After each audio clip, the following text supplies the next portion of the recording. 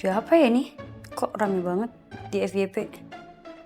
Bukan cuma baju, di pasar Senen sekarang ada tren thrifting daleman mulai dari 5 ribuan. Hah? Mulai dari 5 ribuan. Ini aku kirim ya. Lu pernah gak sih thrifting baju dalam? BH, sempak, celana dalam cewek. Kok ada anjir? Aku kirim di grup. Ke pasar Senen ada yang lagi diincar banget nih sama ibu-ibu. Bra dan celana dalam. Memang gak banyak kios yang jual, tapi sekalinya ada satu toko bisa isinya daleman semua. Hah? Itu gimana isinya daleman semua? Oke, wajar kalau misalnya ada toko yang memang jualan celana dalam, bra, lingerie, pakaian tidur. Banyak, baru Harganya juga ada. murah banget. Celana dalam di box sekitar 5 ribuan, yang digantung sekitar 10 ribuan. Untuk bra yang di Tapi box bagus sih 10 ribuan, tapi kalau yang digantung harganya bisa sampai 35 ribu. Yang digantung harganya 35.000. Serba 30 ribuan. Ada juga boxer ya? dan celana dalam pria, ada boxer. harganya sekitar 10 ribu sampai 35 ribu. 10.000, Ukurannya sih 35.000 ada, anjir. kata abangnya dalam kalau mau ukuran gede. Ini ukurannya kebetulan kayaknya XS atau S sama XS, tapi Kecil-kecil bahannya masih ya. oke banget. Dicium anjing. Kenapa harus diendusin? Itu kan thrifting. Hah, mbaknya juga kenapa sih? Pas pakai gitu ya, kayak belanja di toko baru, ya kan, bau-bau baru gitu. Bau-bau baru apaan itu mah? Bau-bau baru dipakai, Mbak. Mana diendus anjir. Aduh, ternyata di pasar Senen ada yang namanya thrifting underwear. Wow. Dan dilihat dari video doang sih kondisinya kayak like new ya. Kayak masih banyak tag-tagnya gitu loh, masih ada price tagnya. Cuma aku nggak tahu sih. Kata mbaknya sih bau-baunya kayak bau di toko beli. Harganya 5.000 sampai 35 ribuan. Which is itu perasaan kalau harga baru juga segitu nggak sih? Iya nggak sih kalau beli underwear di pasar gitu? Ada yang mereknya. ada noda-nodanya dikit. Ada noda-nodanya dikit, bercak-bercaknya. Mbak itu bekas cewek keputihan, itu mah celana dalam orang keputihan, terus habis itu dibuang, habis itu ditemu, dijual. Oh Tuhan. Jadi kita pilih-pilih, pinter-pinternya milih aja. Pinter-pinternya milih aja. Nah ini, kebanyakan kalau memang konsumen yang pinter yang punya uang ya nggak mungkin lah thrifting underwear. Kalau mungkin thrifting baju yang lain mungkin oke, tapi ini underwear cuy. Underwear loh, habis dipakai. Kita nggak tahu mereka punya penyakit apa cuk. Coraknya juga macam-macam. Coraknya, iya ada kuning-kuningnya. Ada abu, pink, coklat, putih, biru. Oh my god. Tapi kata salah satu pedagang, nggak semua daleman di pasar Senen itu bekas. Oh. Kayak di tokonya Bang Heru misalnya, barangnya itu sisa import. Tuh, emang nggak semuanya bekas. Jadi kayak mereka sengaja nge-mix thrifting sama yang baru, yang kayak dijual di pasar-pasar gitu. Ada juga tips dari si ibu yang bilang kalau beli daleman thrifting ya kudu dicuci dulu pakai Ya air emang panas juga. mbak di mana-mana. Buku Setia yang beli, Buku Setia beli. Bu, jangan beli yang ada nodanya ya, Bu. Jangan beli yang ada bercak-bercaknya. Lagian kenapa sih penjualnya itu yang ada bercak-bercaknya masih ditaruh di situ? Astaga. Aduh. Iya, tapi lumayan banyak. Maksudnya kayak ibu-ibu pada gerombolan beli gitu loh. Ya mungkin mereka budgetnya cukup buat beli second ya, thrifting. Cuma kan kayak nggak sehat nggak sih? Meg itu kan bekas pakai orang, bayangin deh. Agak pusing aku ngelihat fenomena sekarang itu, ya ampun. Masih banyak toko yang baru gitu yang dengan harga murah. Dari zaman dulu lagi. Enggak, nggak apa-apa. Nyepelein banget Dulu lah, ibunya. direndam air panas gitu. Ya iya bu. Ih sebel banget ya melihatnya. Biasa ya. Iya. Sama seperti baju thrifting lainnya, daleman ini datang dalam karung-karung besar. Pedagang nantinya akan menyortir sebelum dipajang. Jadi ya pembeli harus teliti dan juga pinter milihnya.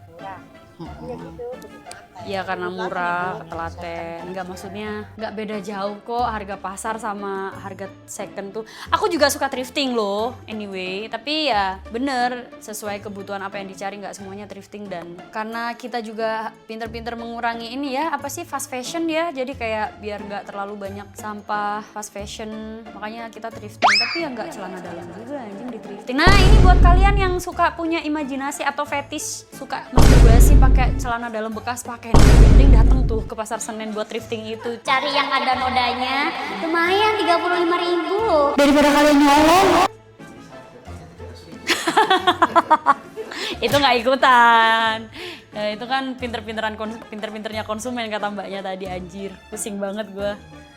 Aduh, tapi menarik. Aku perlu datang ke sana untuk membuktikan apakah emang segitu bersihnya atau segitu bagusnya sampai ada peminatnya. Berarti mereka jualan itu kan karena ada demand kan? Ada demand ibu-ibu tadi itu, salah satunya bukus timah tadi yang jadi pasar mereka. Jadi ya sah-sah aja sih selama kesehatan itu yang nanggung mereka sendiri-sendiri. Kak, Hah? kalau baju atau jaket bekas kan wajar ya. Iya. Keren. Tapi kalau kakak nemu celana dalam branded, misal Victoria Secret atau Calvin Klein gitu, tapi bekas orang lain harganya cuma 2.000 perak, kakak sikat atau mending?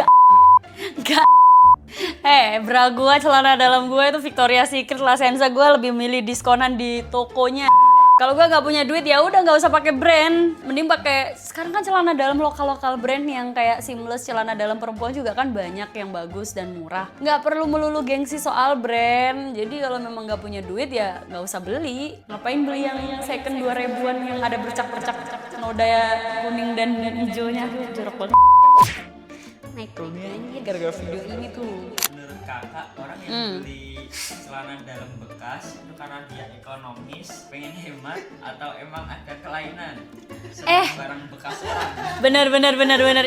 Itu 3 hal yang bisa masuk, bisa jadikan bahan diskusi kita tahu, Mek. Kenapa? Karena pertama mungkin ya itu tadi ekonomis, kita kan nggak pernah tahu ya keuangan atau finansial orang tuh pasti beda-beda dari kita. Jadi kita nggak bisa comparing gitu loh. Kayak Ibu Kustimah tadi tuh contohnya, dia tetap beli thrifting, katanya nggak apa-apa dari zaman dulu. Ya udah sah-sah aja kalau memang dia cuma sanggupnya membeli barang second walaupun itu sampai underwear gitu. Dan menurut aku nggak apa-apa selagi kita nggak dirugikan tuh sama dia. Kedua tuh hemat ya mungkin karena finansialnya juga belum cukup untuk membeli underwear yang bagus menurut kalayak umum, tapi menurut dia itu bagus dan yang penting dicuci bersih ya nggak apa-apa. Nah yang ketiga ini banyak kok orang yang punya fetish kayak masturbasi yang aku bilang tadi, Mek, kayak masturbasi pakai celana dalam terus sambil mengendus-endus gitu, itu banyak, itu ada. Bahkan aku dulu sempet menjual celana dalamku dengan harga 500 sampai 700 ribu. Aku kirim ke fans karena dia mau beli bekas pakai nge-gym, pakai sehari-hari belum dicuci. Memang ada orang yang fetishnya kayak gitu, yang bahkan mencari noda-nodanya. Makanya kenapa aku tadi bilang buat kalian di luar sana yang memang punya fetish mencium noda-noda dari celana dalam bekas, mending datang ke Pasar Senen, thrifting lah itu ke tempat itu ya.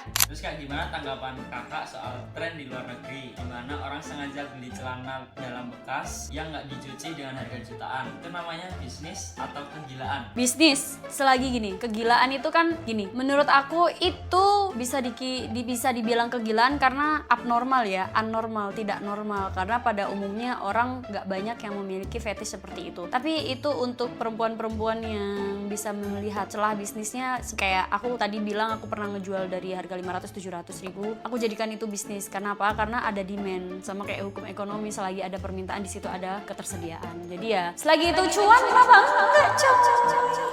Jadi beli celana dalam bekas pakai aku dengan harga 1 juta aja.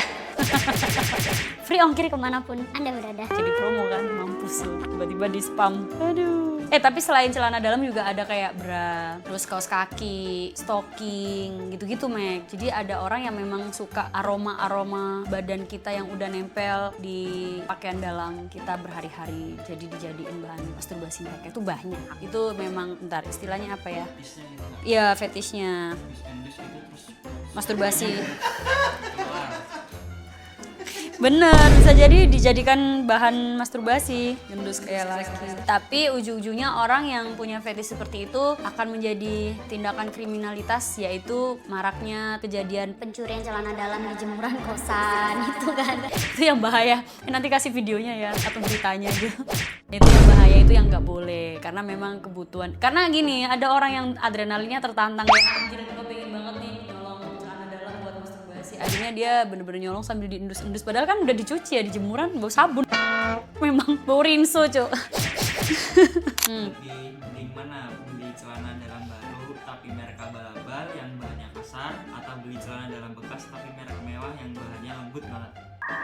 Nggak pakai celana dalam, Mek. Gimana sih kamu, pilihanmu kok mendang-mending?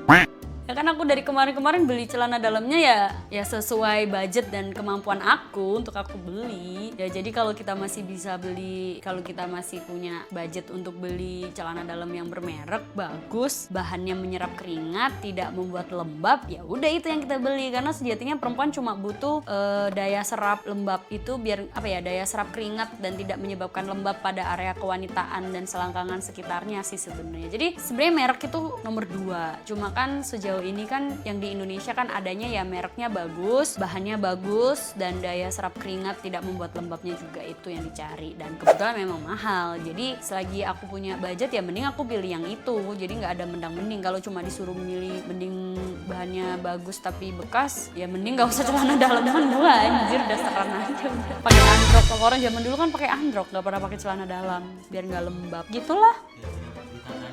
Iya makanya.